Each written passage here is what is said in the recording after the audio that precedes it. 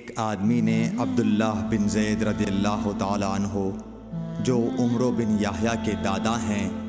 سے پوچھا کہ کیا آپ مجھے دکھا سکتے ہیں کہ رسول اللہ صلی اللہ علیہ وسلم نے کس طرح وضو کیا ہے؟ عبداللہ بن زید رضی اللہ تعالیٰ عنہ نے کہا کہ ہاں۔ پھر انہوں نے پانی کا برتن منگوایا، پہلے پانی اپنے ہاتھوں پر ڈالا اور 2 مرتبہ ہاتھ دھوئے، پھر 3 مرتبہ کلی کی، 3 بار ناک صاف کی، پھر 3 دفعہ اپنا چہرہ دھویا، پھر کوہنیوں تک اپنے دونوں ہاتھ 2 مرتبہ دھوئے، پھر اپنے دونوں ہاتھوں سے اپنے سر کا مسح کیا، اس طور پر اپنے ہاتھ پہلے آگے لائے پھر پیچھے لے گئے، مسح سر کے ابتدائی حصے سے شروع کیا، پھر دونوں ہاتھ گدی تک لے جا کر وہیں واپس لائے جہاں سے مسح شروع کیا تھا،